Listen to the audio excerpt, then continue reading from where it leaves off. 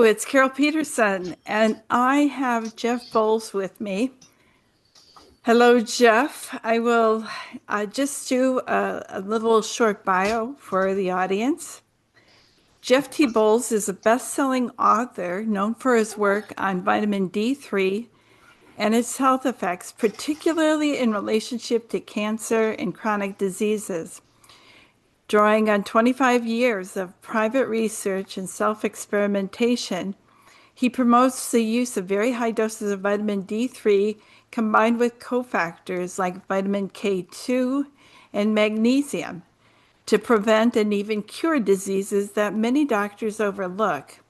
His notable books include The Miraculous Results of Extremely High Doses of the Sunshine Hormone, vitamin D3, and its sequel, which synthesized scientific evidence, case studies, and evolutionary logic to present new perspectives on aging, hormone regulation, disease prevention.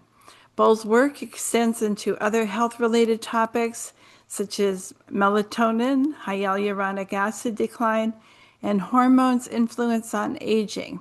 His approach emphasizes natural health solutions grounded in evidence and extensive self-study. So you agree with that? That sounds reasonable. That sounds pretty reasonable. Anything to add, Jeff? Well, it's a kind of a weird hobby of mine. I just like to gather facts on PubMed about different diseases and see if I can find a cure for them. And Yeah. my recent one of my recent books is I think I found a cure or a treatment for ALS, which will relate to our magnesium discussion today. And then I just wrote another. My most recent book is about cancer. I think I also found a cure for cancer that requires no surgery, chemo, radiation, or drugs. So, and I tested it in a rat, and it worked. And I sent you the video on that. But Yeah, and now yeah, on so to human studies. yeah, so that yes, we need some human guinea pigs. I think I've got one right already. But yeah, so basically, I'm just a guy who likes to do medical jigsaw puzzles. That's basically what it Yeah, comes down it's like a murder mystery. to. Yeah, yeah, I just can't stop So it. Like, yeah, yeah. it just can't, it doesn't quit, and you find another string to pull. So Yeah, you there's no said more. There's really no more diseases left. I think I've done them yeah, all. you're done now. I want Okay, so a new one. yeah, so you sent me the magnesium chapter on a book you wrote that I haven't mentioned yet. It's The Miraculous Cure for and Prevention for All Diseases. So I, What doctors oh, never learned. yeah, what That's the doctors never learned. Of course they don't. Yeah, they don't cover this in medical school. In fact, it's always curious to me. You go to college and they require all these pre-medical school or professional medical background like I have in pharmacy. They require biochemistry and they require physiology and all sorts of things. And as soon as you hit the school, you're supposed to leave that all behind because they figured out what's a disease and what drug to use for it. right, and So, they brainwash the med students. That I told this one med student I was playing poker with recently. I said, "Yeah, I think I found a cure for cancer." He's like, "Oh yeah, right. What is it?" I said, "Well, it's three things: dehydration, no, an all-fat diet, and high dose vitamin D3." He says, "How with much D3?" cofactors. Yeah, yeah. I said, "How much D3?" I said, "Oh, 50,000 a day. You got to get your blood levels up to like 150 nanograms per milliliter." And he goes, Uh, "That's toxic." Ah! So that's what they're teaching the med school students, and actually, that's the level you need to cure autoimmune diseases, and it seems to work in cancer too. so So the you, yeah, big pharma is behind that. Trust you, me. yeah, of course I trust you. So you and I had been talking about your book about ALS, Parkinson's, and Alzheimer's which you zeroed in on magnesium being quite a problem. And then you sent me this chapter from your other book. I'm not sure what provoked you, but let me just share with you what happened to me. You already scared me with the first book that I didn't have enough magnesium, so I just started taking more. But then all of a sudden, I started having swollen legs and ankles.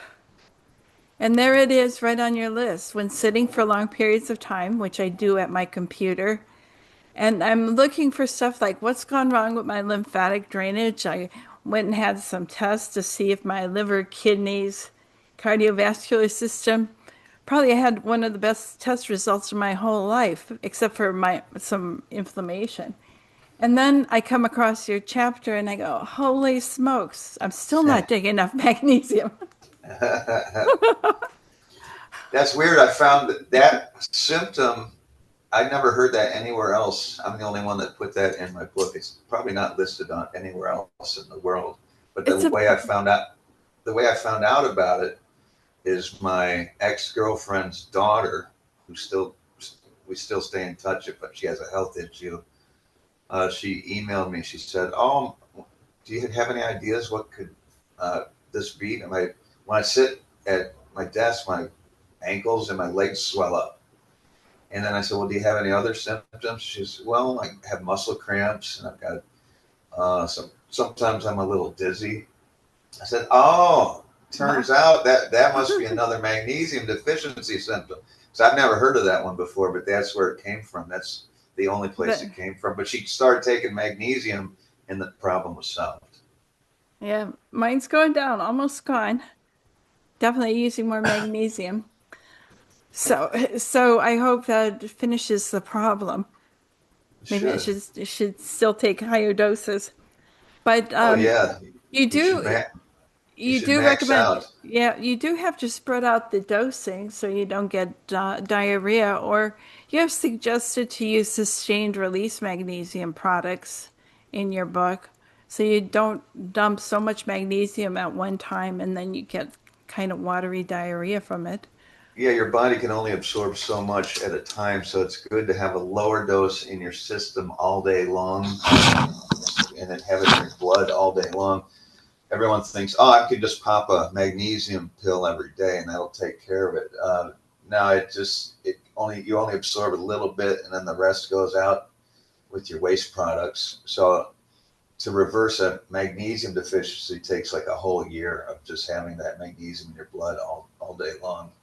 It's very difficult to reverse. It takes a lifetime to achieve. It takes at least a year to really fix it.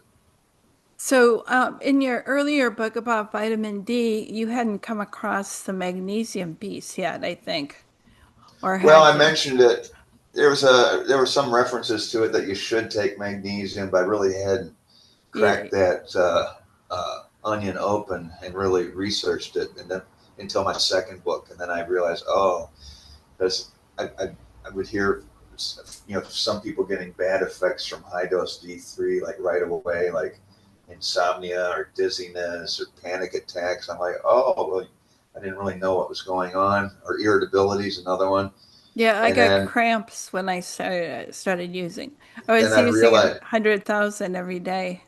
yeah, yeah. So then I realized what most of the immediate symptoms you get from high dose D3 that doctors call vitamin D toxicity is actually magnesium deficiency symptoms. And there's like a 3-page list in my book. The common ones are dizziness, constipation, panic attacks, heart rhythm abnormalities, blood pressure changes, um, and others. Those are the main ones. So, but if you get those right away with high dose D3, you've uncovered your magnesium deficiency. Okay, so atrial fibrillation is actually quite common. Would you say magnesium and vitamin D are probably at the Oh root of yeah, the? so if you take D3 without magnesium, it can trigger like heart rhythm abnormalities. That's because it's eating up the magnesium really fast. And then they did a study were people with heart rhythm irregularities. Maybe I think it was AFib. Um, they gave them like a whole bunch of magnesium, and like 83% of them got better like right away. Well, But that's now, very, but instead of giving that, the doctors like to kill off the nerve that they call it nerve ablation in your heart, where they kill some nerves to get the uh, heart to stop beating so fast, and then they give you blood thinners so that yep. you don't get blood clots instead of just giving you magnesium. So they're making money that way. Yeah, it's very pathetic. So, one of the things that strikes me, and it's because I often recommend some high doses of progesterone to women. They have sort of a hormone mess going on. Progesterone is very helpful, but the doses can be higher. I use as my guide Dr. Katerina Dalton's work, 400, 600 milligrams suppositories, maybe multiple times per day, but other doses of progesterone, and I know it to work. But if I recommend high doses of progesterone, I could be depleting magnesium. And maybe it's the magnesium shortage that's the problem in the first place. I double checked this, said you need magnesium to make progesterone in the first place. So some of the symptoms you wrote down, like PMS and hormone disturbances, sounded to me like progesterone was the key. But underlying that still, I bet it's magnesium, magnesium, magnesium. What do you Well, think? I did not know that. I did not know your progesterone issues mirrored the magnesium, but that certainly could be a. All these things are associated. I think like vitamin D3 and magnesium together when they're deficient, that's probably the combo that causes type 2 diabetes. And everyone looks at one thing at a time, but you have to look at the whole package. Like vitamin D3 has 5 cofactors, and who knows how progesterone interacts with all those. You probably know better than I do, but I'm sure there's a So, correlation. so Michael Platt wrote a book about adrenaline dominance. When you're in this constant flight and fright, anxious state, and sometimes for decades, or sometimes even as children, calling it ADD, ADHD. They have so much tension. So I'm wondering if being in this sympathetic dominant state continuously makes you just burn through magnesium. Well, What's that's your thought on possible. Yeah, I mean, when I was a kid, in my books, I mentioned, well, I mean, I've found evidence and mentioned that as a vitamin D3 deficiency symptom, that's correlated, or that is ADD is one of them. And, that? but then I saw the list of magnesium deficiency symptoms and hyperexcitability and constant motion, like Right, hyperactivity. right. So I think it's a double symptom. Like it's a double deficiency. That and either one or both. Maybe it takes both deficiencies in both to cause it, or a deficiency in one or the other. But I think they work together so closely that. Uh, yeah, I mean, as a kid, I was a textbook case. I had ADD, asthma, um, oh, allergies, Yep. hives, all sorts of everything that was D3 deficiency related. So I always yell at my mother for being D3 deficient. she she couldn't diagnose you. No. So this hyper adrenaline state is sometimes very difficult to manage. People don't methylate well to tone it down. And where I was saying, so magnesium in higher doses can be a big benefit. So I've been recommending, mostly from reading your book, to use magnesium 1,000 milligrams of elemental magnesium per day. Yeah, I just take that as a maintenance dose, 500 milligrams twice a day of the extended release. And in the year that I was trying to reverse my magnesium deficiency, because I had a frozen shoulder for a while. I didn't know how to get rid of it. And I finally read something on the internet that you can't get rid of a frozen shoulder unless you take magnesium. And that's gone now. But I didn't realize I was magnesium deficient until I read that. And then I took got up to the point where I was taking 750 milligrams twice a day. And then by the 8th month and by the 9th month, I said, I'm going to take 1,000 milligrams twice a day. Mm-hmm. And I got up to that for a few weeks. And then all of a sudden my heart started to feel funny, like a sinking feeling. And I looked that up, and that's like a symptom of too much magnesium. And so I said, oh, I must have filled my tank. And so I dropped it down to 500 milligrams a day, 2 times a day. And then that heart sinking feeling went away, and I've been fine ever since. So that's a continuous dose for you. That Yeah, sounds that's pretty, just it really sounds pretty reasonable. I remember going to a conference once because you do have osteoporosis in there as well. And the speaker, I would say there are 200 people in the room, and we're always talking about calcium for osteoporosis. But the speaker said the ratio of magnesium to calcium should be 4 to 1. Back in those days, it was usually considered 1 to 1 or 2 to 1 calcium to magnesium. The whole room gasped when he said that. And well, that so, makes sense because, well, I mean, your 60% of your magnesium is in your bones, and then you need if you get too much calcium in your blood and your cells, it competes with the magnesium and crowds it out in your mitochondria, and so it lowers the amount of magnesium that your cells are using to make energy. So you really need a lot of magnesium. You can't make a single molecule of ATP, which is our energy currency, without magnesium. Every molecule of ATP has to bind to magnesium, or you can't make it. And your body makes 120 pounds of ATP every day. That's our energy. And it's recycled so much that we make 120 pounds. And each one of those ATP molecules requires a magnesium, not a calcium. so it's like pandemic, this lack of energy everybody's complaining about. So Oh our yeah, energy severe. molecules just can't be made if there's not enough magnesium. Right, that's a big sign of magnesium deficiency is severe fatigue, and it turns out they estimate like 80% of us are magnesium deficient, maybe even 88%, because the dietary recommendations are way too low. And due to soil depletion of magnesium over the years, our foods since like the 1900s, the magnesium content of all our foods, from vegetables to meat to cheese, have dropped like at least by 50%, in many cases even more.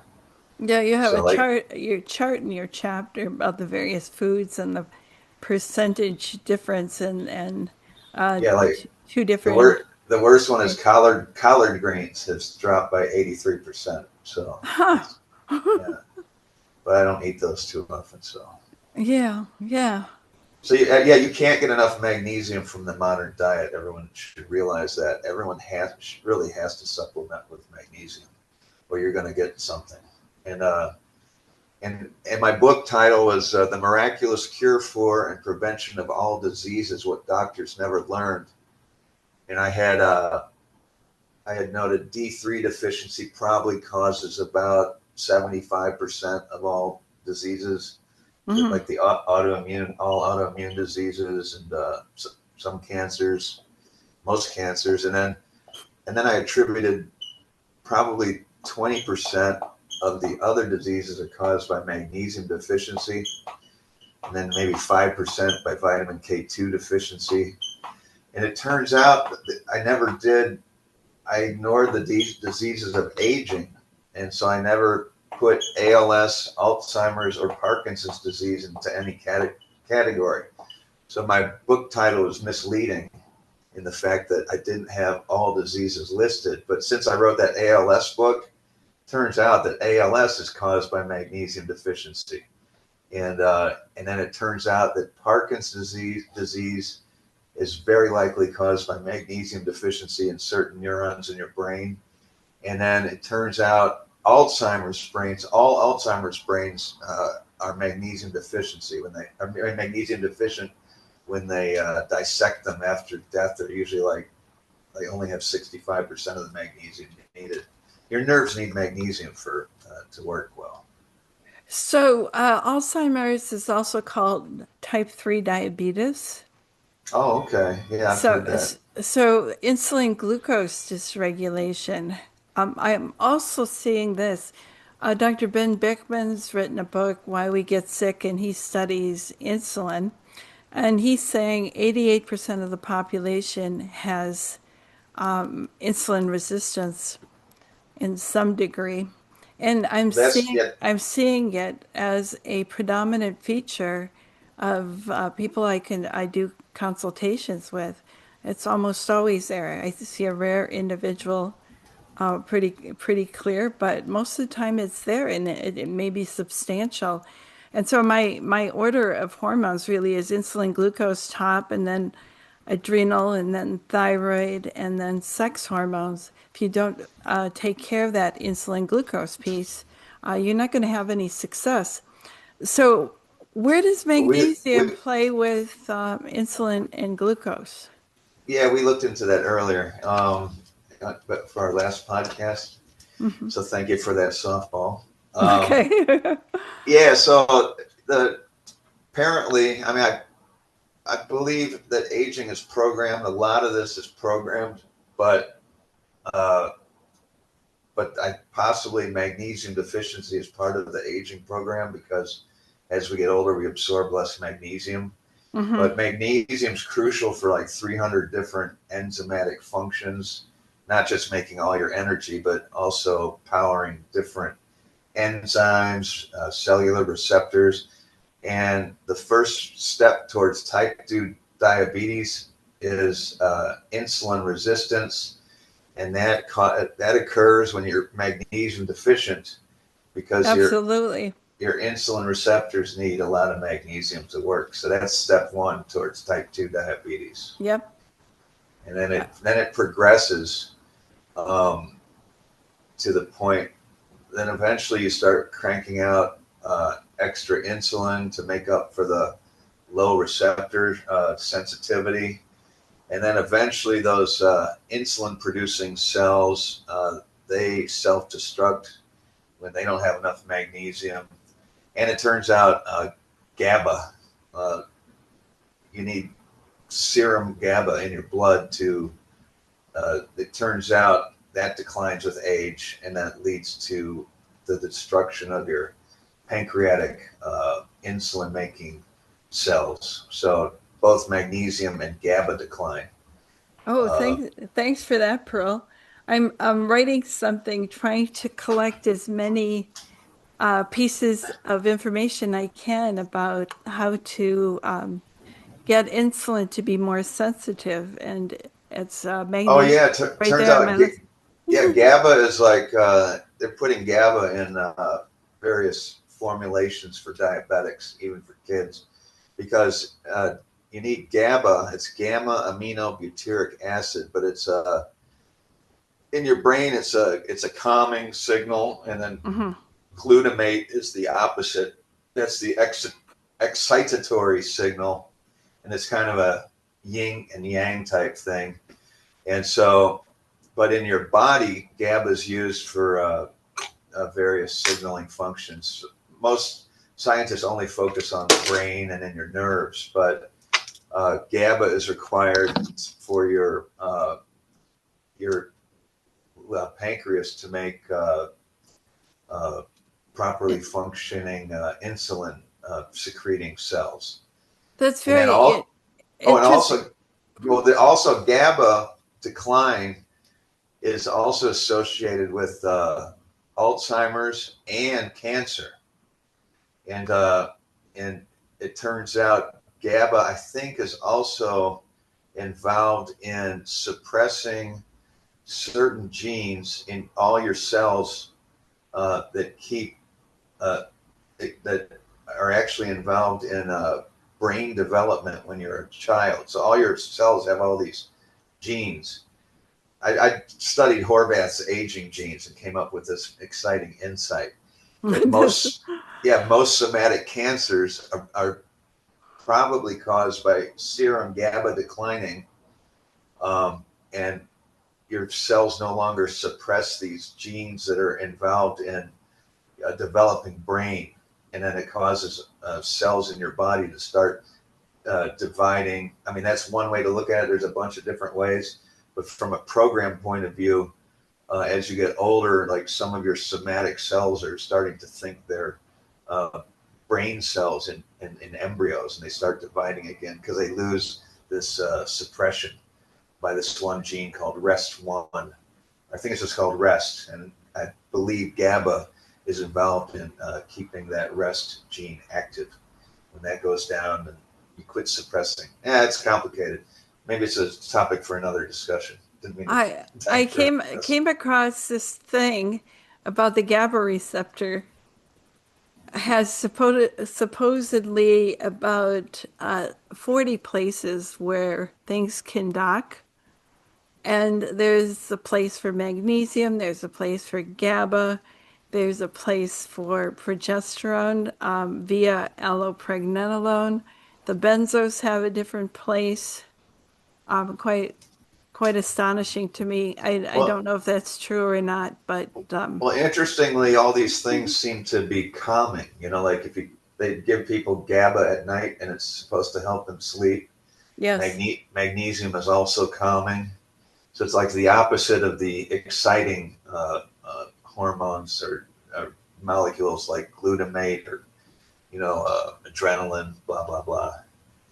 So it's just you can see patterns. Those are like puzzle pieces that all have the same color on it. Okay, so we don't have a good way to measure magnesium. Almost every client I do any coaching with or a consultation, longer consultation, they have some blood work done. They always measure magnesium in the serum. That's stupid. It, The doctors have no idea what they're doing it's because always fine. yeah, I've got these people. There's a Facebook group called ALS Breakthrough. A lot of people are taking high doses of magnesium and actually seeing their ALS symptoms start to reverse, which never happens almost. And they go to their doctors and they try to get a prescription so that they can get a magnesium IV, like 3 grams 3 times a week to really boost their magnesium replenishment. And Mhm. they give them a blood test. They said, "No, I can't do it. I can't give you that. I can't give you that prescription because your magnesium is okay." And I'm Oh my like, "Oh, gosh. you idiot!" And then they have to figure out like some backdoor channel to get their So magnesium. So so is it, I taught him how to use just use a syringe in a plastic bag and mix it. No, I'm kidding. I do that. I told the doctor, said, "Oh yeah, we're just getting the patients that they mix magnesium pills in a plastic bag and poke a syringe through it and then stick it in their arm." He goes, "Oh my God, are they getting sepsis?" I said, "No, I'm just no, messing no. with you." No, is that a Myers cocktail? I don't know what that is. Myers cocktail is it's That large might dose. work like out in the battlefield, you know. Yeah, it's a large dose of magnesium chloride, I believe, and it's got B complex vitamins. You can throw in a couple extra things, but the two major things are B complex and magnesium. And it's an amazing IV. It's a IV push. This is kind of interesting because they found if you were to do magnesium in a push fashion where you get very local high concentration rather than a slower drip, it actually works better. Huh. Yeah, I mean, these ALS patients, they're doing pretty well taking 1,000 milligrams of uh, magnesium throughout the day, along with some progesterone. But it turns out you can only absorb so much through your intestines, and then if you really want to push it higher, you have to do an IV. but it's dangerous. You know, if you do it by yourself, your heart could stop. So you need someone there to watch you if you're doing it. Yeah, Magnesium IV. people who do a Myers cocktail when they push it, they start feeling uncomfortable and they turn all red, hot. Yeah, that's a sign of too much magnesium. That's when you need to Yeah, yank that thing out of your yeah, arm. too much or too fast for them. Well, the first symptom is they can test the knee reflexes with the rubber hammer. Once that starts to slow, it's time to call it quits. Oh, that's your Achilles tendon. That's what Oh you no, can no, test for your thyroid, right? I don't, the knee where the doctor hits your hammer, the knee with the rubber hammer, Yeah, and it that's twitches. Is that Achilles? I thought that. yeah, that's Oh, okay. I Achilles. didn't know it was. I just know my dad used to do that as a doctor, and I think Yeah. they do it just to impress people. Like, oh, that's amazing. You must know a lot of things. I should trust. I should trust you. Yeah, You've got the magic hammer. that's So right. yeah, because old doctors used to always, oh, let me test your reflexes. I mean, there's no reason to do that unless you're just trying to make them think you're a witch doctor. It's actually a thyroid sign. Mm. If it's normal, your leg whips right out and back again very quickly. If it does it sluggishly, your metabolic rate is down. Oh, maybe it does have some good info. Yeah, I always thought it was just for show. yeah. I don't think they do it so often anymore. You hardly Mm. get any kind of physical exam. No, when I was little, my dad used to have a black bag at the house, and he would make house calls once in a while. He had a little rubber hammer in there. I used to always play with this stuff, injecting the cats. No, I didn't do Okay, okay. I want to jump over to B5 that. because you added it to your things that you should be taking along with vitamin D. But B5, pantothenic acid, is very interesting. It turns into coenzyme A. And then if you match it up with choline, like from phosphatidylcholine, then you get acetylcholine. It's the major neurotransmitter with your vagus nerve, rest and relax. And then coenzyme A is a precursor for you making cholesterol successfully. And I've had clients who have had really low cholesterol levels, and I gave them an article. It was about how to cure acne with B5 in doses like 5 gram doses. Hmm. So I wonder if there's a thread to pull here. Well, And all the B vitamins apparently have definitely vitamin B2 and B3 are like crucial for your electron transport chain in your mitochondria, which makes all your energy. So vitamin B2 is responsible for 40% of your energy, and vitamin B3 is responsible. That's niacin, the mhm. stuff that makes your skin tingle when you take it. Yep. That's responsible for the other 40%. And then all these other B vitamins, if you look at the uh, the, the citric acid cycle or the tricarboxylic acid cycle in your mitochondria, it's this huge big wheel of like uh, reactions, and all these different enzymes and vitamins, and a lot of the B vitamins play a huge role in your mitochondrial energy creation. Uh, Okay. One thing I did find out, or I've seen some YouTube videos, I've looked into it. You really don't want to take too much vitamin B6 because, like, some people are taking 50 milligrams a day, but no more than 3 or 4 milligrams. Because if you take high doses of B6 long term, it leads to like damaging your nerves and makes it harder for older people to walk. So you got to be careful with B6. I also saw some. If you also saw high levels of B6 and B12 were associated with an increased risk of lung cancer of all things. So, Oh, that's interesting. I think the neuropathies that people were getting were on doses like 500 milligrams B6. oh yeah, maybe it was high, Yeah, but yeah, it was higher. I ran it through AI, and then I've been taking supplements from Life Extension Foundation, Uh-huh. the multivitamin. If you take their recommended dose, you're getting way too much B6. I sent head of that company an email on it. He didn't get back to me. Probably has a huge inventory, doesn't want to fix the problem yet. But yeah, so I've cut my B6 way back. Okay, let's spend just a few minutes yet before we wrap up let's talk about your new book. You want to give us a little On bit cancer. of highlights on cancer, the cure for cancer. Well, yeah, that's very interesting. It's I once did an experiment in the 90s. I was doing water restriction with rats to see if it made them live longer, and I had 8 control rats and just 2 experimental, which is kind of crazy to do, but I was so sure it was going to work. And yeah, the water restriction made starting in a juvenile age, you didn't let them drink until like, they got to the point they could go 13 days without any liquids. And then I'd let them drink until they gained like 15 grams back to their original weight.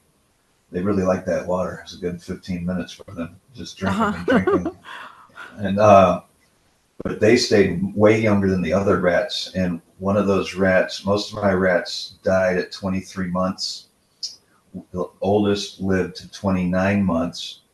The one of the water restricted rats got a tumor and didn't. She died at like 32 months, but looked like really young. And I had another water restricted rat that was living at 36 months. I have a video on YouTube. You can see oldest living rat in the world. And at 36 months, she's hopping around, climbing out of her cage to get her hands on some celery, which has lots of water in it. She would be jumping up and down like a teenager. And she went on to live to the age of 47 months, which is way longer than the world record for that strain of rat, the Sprague Dawley female. I checked all the caloric restriction studies that makes them live longer, and the oldest was like 32 months. And just with 2 rats, in water restriction, I got one of them to live 47 months, and I never published that, but and then because it was kind of a messed up study as far as the control rats went.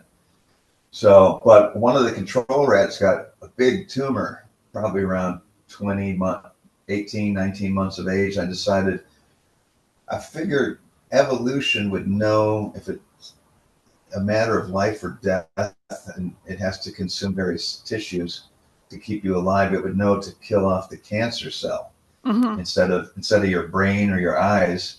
So Yep. I first started with her. I took her food away until she lost like 30% of her weight. And that didn't work. It's a big golf ball sized tumor. Oh, that's huge on a rat. Well, I mean, half a golf ball. So I mean, Okay. yeah, I mean that it's like it was sticking out right by her arm, Uh-huh. and yeah, so it was big. And then I cycled her with food restriction like 2 or 3 times. It didn't work. I thought, I'm working with water restriction. Why don't I try that? So I gave her food, and then I took her water away, and I thought I was going to take it away until she lost 30% of her weight.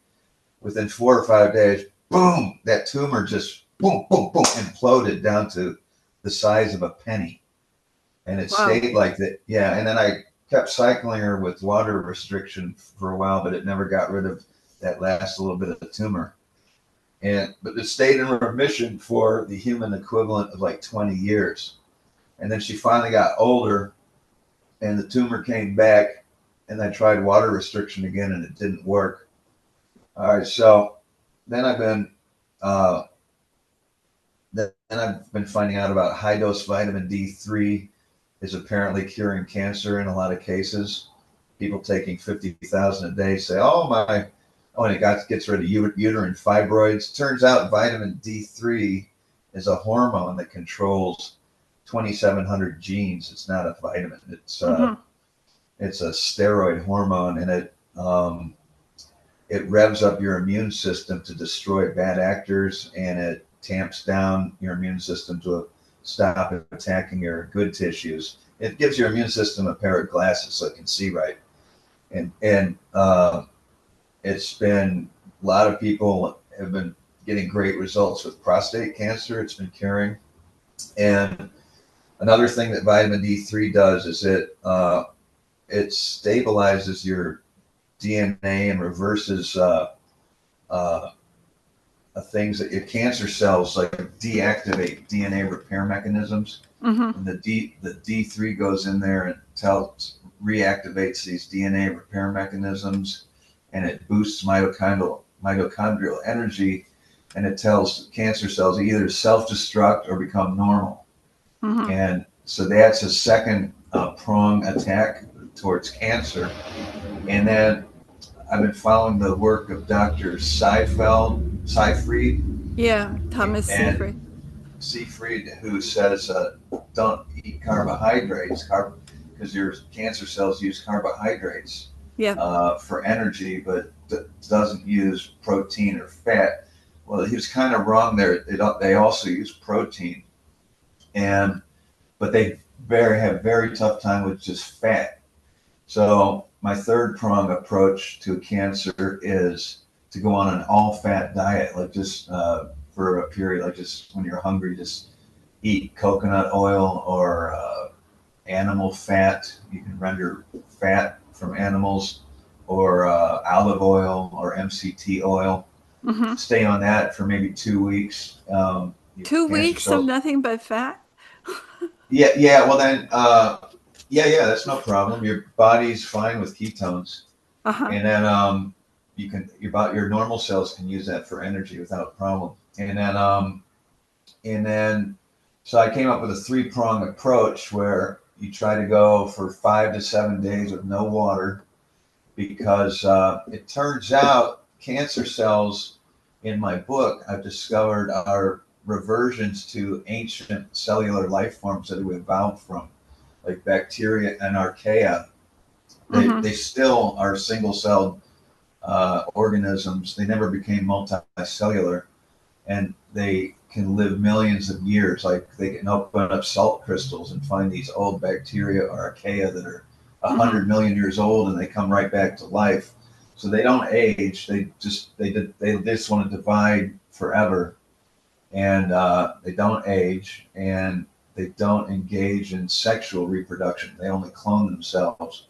And it turns out all multicellular life forms are kind of an accident that happened about 2.5 billion years ago. The only two life forms were bacteria or archaea. Archaea is like the big cell with kind of a nucleus, Mm-hmm. and bacteria are like little small animals. And at one point, the big cellular archaea engulfed a bacteria and became its brother's keeper, like it says in the Bible. Mm-hmm. And that bacteria became our mitochondria. And then the archaea is the bigger cell with the nucleus. And all multicellular life forms evolved from this single weird event 2.5 billion years ago. So there's really only two forms of life, bacteria and archaea, and we are just a hybrid. And it turns out these cancer cells, when they're basically just reverting back to their ancient life forms. It's like called serial atavism, where normal modern cells start to lose all these controls, and they go back to the original life form that existed in oceans before there was oxygen. And so cancer cells don't need oxygen to make energy. They use fermentation.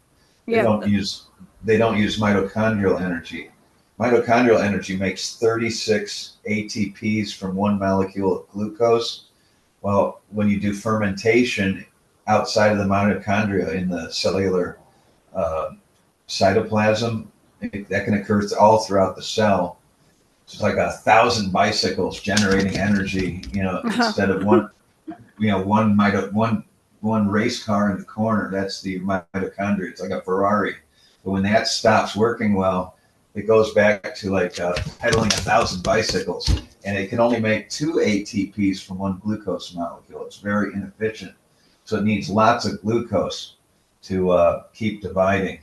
And it can also you can use glutamine from protein. But once you cut those two fuels off, it's got nothing to burn. So it can't burn fat.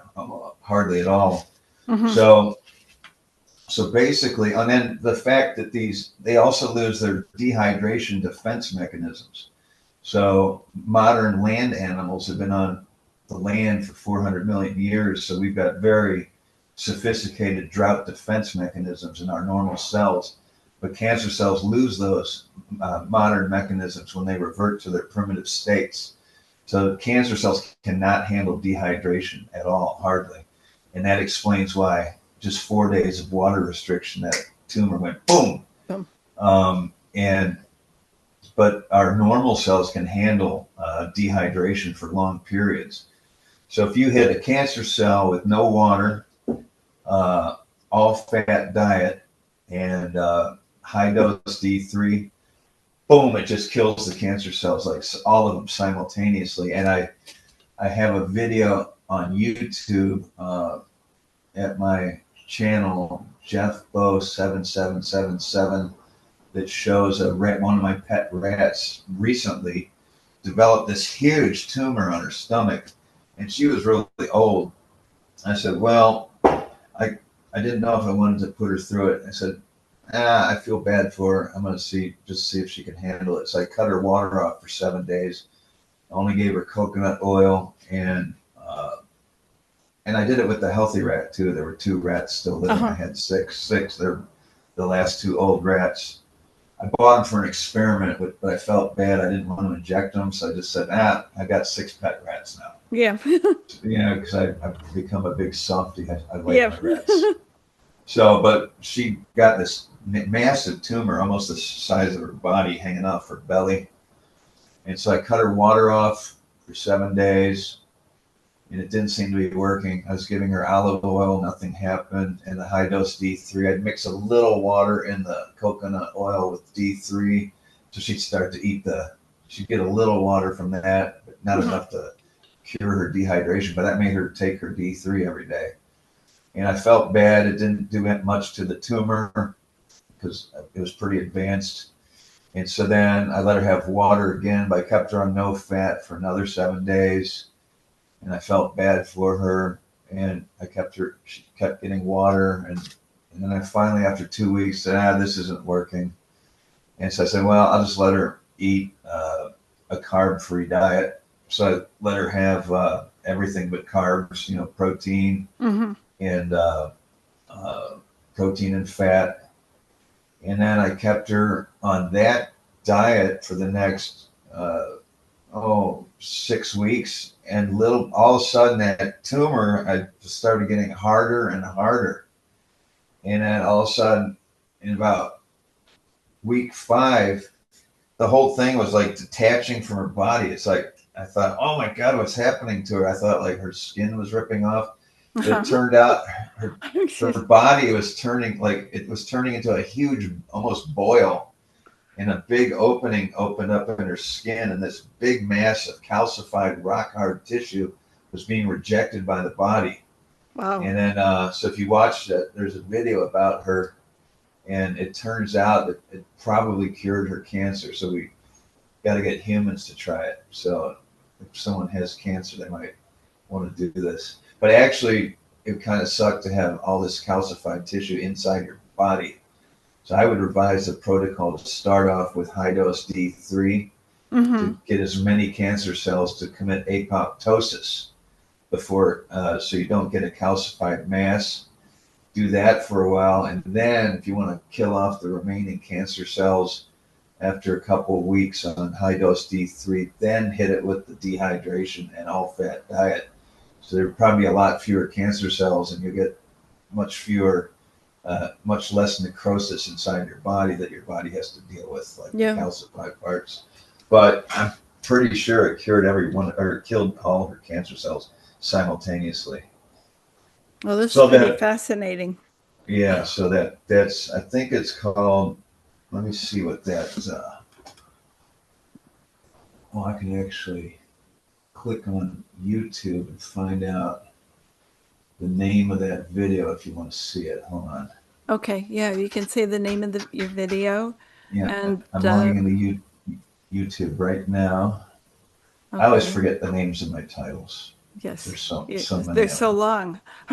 Yeah, and a lot of them are long. I can't even, like, my first book title was like, and it was the whole cover, but I didn't have any marketing, so I figured I had to hook people just with the title. Okay, here we go. Your videos.